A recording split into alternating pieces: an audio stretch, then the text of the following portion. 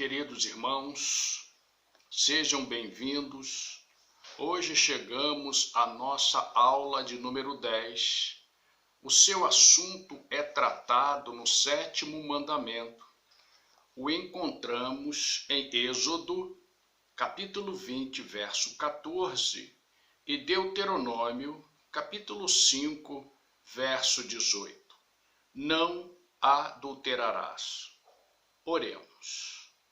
Querido Deus, nosso Pai, pedimos-te agora que o teu Espírito ilumine os nossos corações, para que possamos reter em nós o ensino que o Senhor deseja, porque o ensino do Senhor faz com que nós sejamos pessoas felizes em cumprir os seus mandamentos, porque eles são inspirações para cada um de nós. Aceita a nossa gratidão em nome de Jesus. Amém. Agora, um breve resumo da aula anterior. Suas recomendações que estão inclusas na especificação não matarás. Quando nós pensamos nesse mandamento e na sua extensão, nós analisamos duas coisas que estão implícitas aqui. Primeiro, não sejam violentos com o próximo. Quem é violento foge da recomendação bíblica de ser um pacificador. Não armem ciladas ao próximo. Armar ciladas é premeditar a morte de alguém, é desvalorizar a vida. Precisamos ter muito cuidado com aquilo que nós estamos fazendo. Armar ciladas é realmente desvalorizar a vida. Os mandamentos de 5 a 10 formam o conteúdo que nos admoestam a construção do nosso relacionamento com o próximo. Eles mostram de maneira inequívoca a valorização da vida que tem uma abrangência formidável, ou seja, os aspectos que a compõem e que a qualificam. Diríamos que há 4 aspectos. Primeiro, o aspecto biológico, que é a vida da criação, onde Deus criou todas as coisas conforme o seu entendimento. E esse aspecto biológico, esse aspecto da criação, retrata todo o universo. O segundo é o aspecto do ânimo, a vida dos animais. Eles se tornaram em seres viventes. O terceiro, o aspecto psicológico, uso da razão, ação presente no homem. E o aspecto espiritual, que é a essência do homem, sua existência sem fim. Portanto, nossos estudos anteriores nas lições 8 e 9, quando recomendam não desonre os pais e não matem, valorizam a vida. É a prática da ética cristã, isto é, caráter dependente de Deus. Já tratamos disso em lições anteriores, quando falamos sobre essa ética, quando falamos na construção desse caráter, e esse caráter em ação mostram os bons hábitos que permeiam o nosso coração.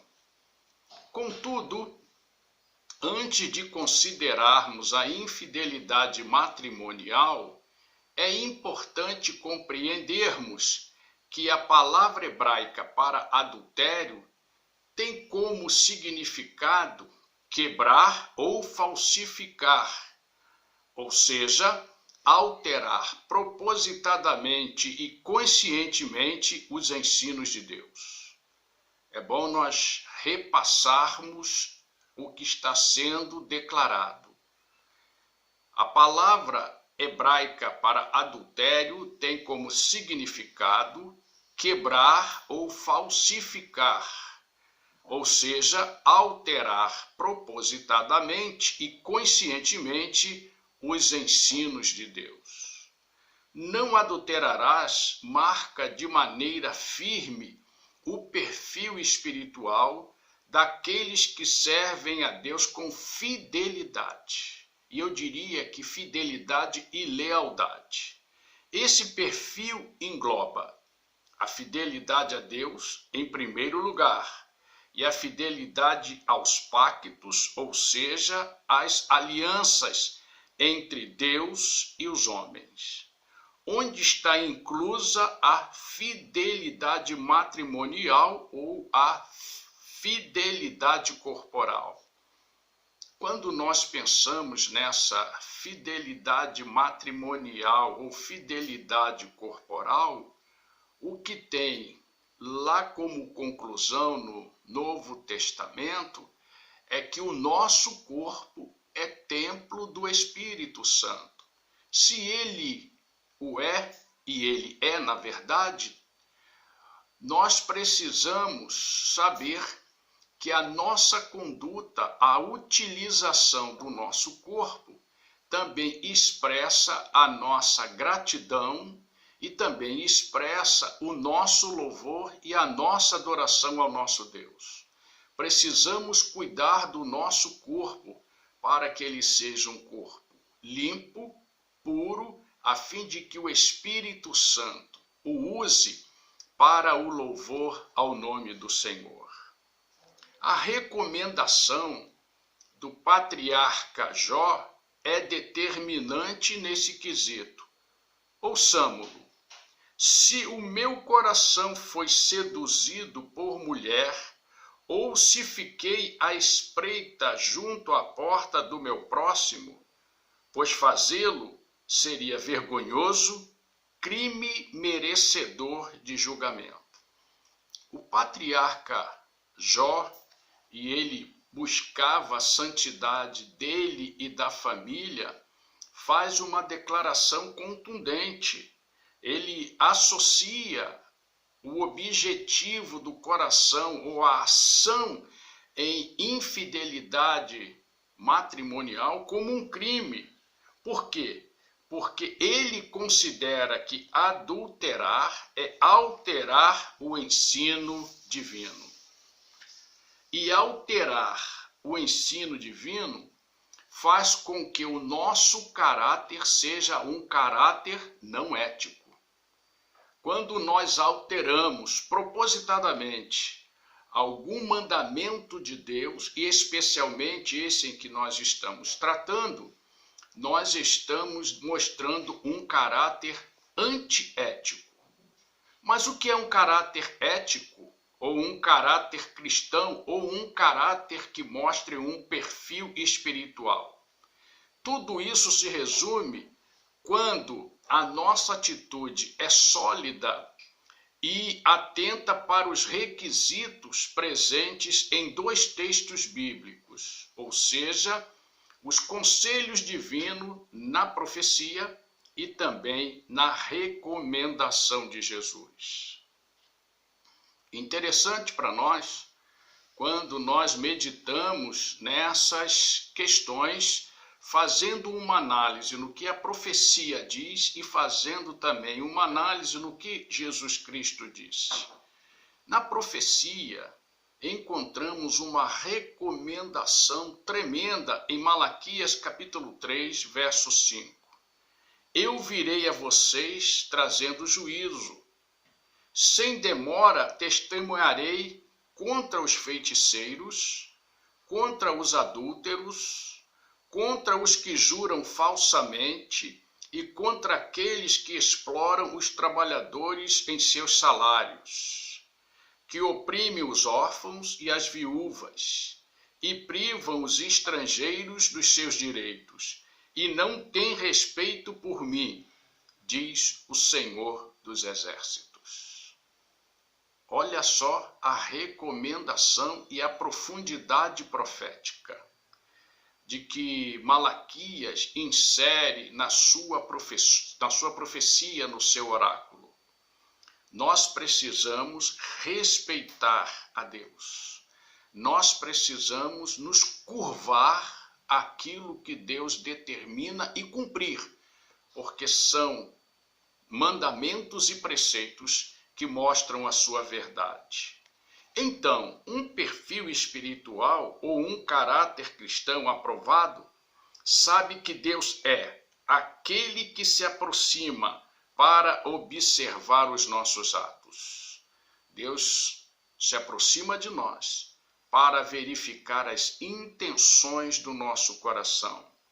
Sabe que Deus é aquele que executa julgamento reto. Aquele que executa julgamento reto. Julgamento com equidade. Julgamento com equidade. Também sabe, em terceiro lugar, que Deus é aquele que merece o nosso reconhecimento. Deus merece o nosso reconhecimento e, conforme está na profecia, nós precisamos respeitar a Deus. E o que significa respeitar a Deus? Respeitar a Deus é valorizar a sua revelação. Ou melhor, é entender que Ele deseja que nossa vida seja firmada na sua fidelidade. E essa fidelidade, ela é a rocha que mostra como devemos usar a nossa fé.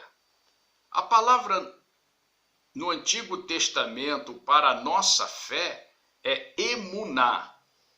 Emuná significa firmeza, fidelidade. Dela provém o nosso amém, e o nosso amém, segundo aquilo que nos é ensinado, no hebraico significa: nisto eu me firmo, nisto eu creio.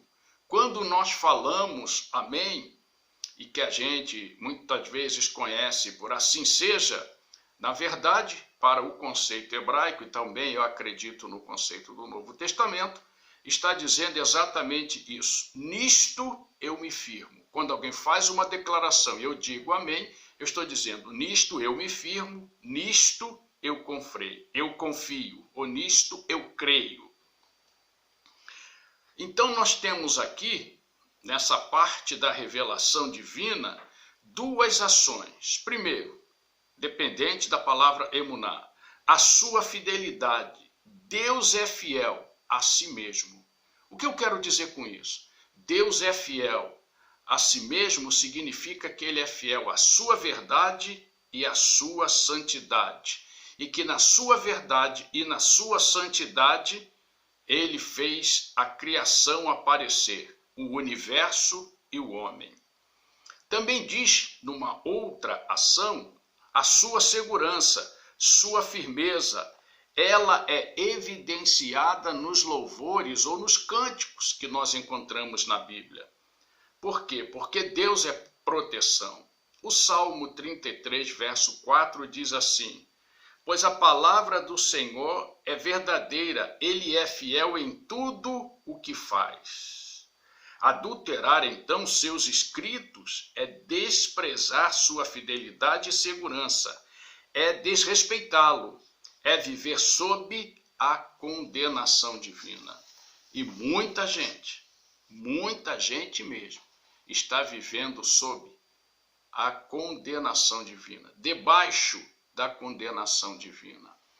Precisamos pensar e aconselhar quem está fora dessa firmeza e dessa segurança divina a se voltar para os braços do Senhor. Em Jesus temos uma explicação no seu precioso Sermão do Monte. Mateus, capítulo 5, versos 27 e 28. Vocês ouviram o que foi dito: não adulterarás, mas eu lhes digo, qualquer que olhar para uma mulher para desejá-la, já cometeu adultério com ela no seu coração. Coração aqui significa centro das nossas decisões. É interessante a maneira como Jesus agora está dando um sentido belo mas um sentido, acima de tudo, extensivo, muito maior do que nós podemos imaginar, né? O ensino de Jesus coaduna-se com o ensino presente nos 10 mandamentos. Ambos são um chamado à transparência interna, ou melhor, uma verificação no grau da nossa santidade. Seu conselho a nós é o seguinte: realizem sempre a verificação da sua santidade, que só pode ser verificada quando utilizamos nossos olhos. Eles nos aprovam ou nos reprovam. Os olhos são as candeias que nos iluminam. E o Senhor Jesus trabalha isso com muita profundidade. Somente seremos aprovados quando nossos olhos forem guiados pelo Espírito Santo.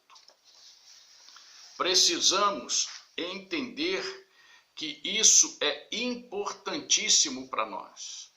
Nós precisamos compreender que as ações que Jesus estabelece nos seus ensinos e o que ele espera que nós façamos está intimamente relacionadas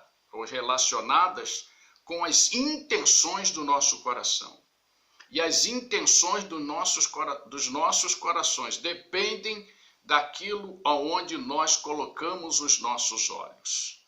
E os nossos olhos dizem claramente aquilo que é o que nós aceitamos como prioridade reguladora da nossa santidade. Concluo com a frase de Jesus, por sinal muito conhecida. Ela é uma chamada à reflexão. Mateus a cita no seu capítulo 6, verso 22 e 23. Os olhos são a candeia do corpo. Se os seus olhos forem bons, todo o seu corpo será cheio de luz. Mas se os seus olhos forem maus, todo o seu corpo será cheio de trevas. Portanto, se a luz que está dentro de você são trevas, que tremendas trevas são. A recomendação de Moisés e a recomendação de Jesus, elas formam um único princípio para nós. Precisamos considerar as intenções do nosso coração. Precisamos verificar o grau de santidade que povoa o nosso interior. Precisamos observar também se esse grau de santidade faz com que o nosso templo, o nosso corpo, que é templo do Espírito Santo, seja utilizado por ele para a elaboração de uma evangelização e, acima de tudo, a confirmação de que os nossos atos, eles qualificam o nosso Deus, eles mostram a grandeza do nosso Deus, eles mostram tudo aquilo que nós temos dentro de nós e que nos fazem viver para o louvor do seu nome. É muito gratificante pensarmos na palavra, mas é muito gratificante também permitirmos que o Espírito Santo, ele use todo o ensinamento que a Bíblia tem para nós, a fim de que o nosso caráter seja um caráter ético, seja um caráter de bons hábitos, mas seja um caráter também de ação sob as orientações de Jesus Cristo. Então, não adulterarás é preservar a vida. Não adulterar é preservar a nossa vida e a vida do próximo. Não adulterar é, em última análise, viver a santidade divina no coração, mostrando nas ações que realizamos se elas são de luz ou se elas são de trevas. Grande conselho e princípios que precisam ser colocados na igreja, a fim de que a relevância dos 10 mandamentos, a relevância dos 10 mandamentos nos guie a uma vida de louvor ao nome do Senhor. Que Deus nos abençoe, que Deus nos conduza dentro dessa perspectiva, dentro dessa intenção que deve estar no nosso coração, de o louvá-lo, de exaltá-lo com tudo aquilo que temos, fazendo do nosso corpo uma fidelidade matrimonial e uma fidelidade à revelação divina. Que o nosso louvor seja, então, direcionado a Deus. Shalom Adonai. Muito obrigado porque os irmãos nos ouviram e estiveram conosco. Até a nossa próxima aula. Tenham todos a paz do Senhor em seus corações.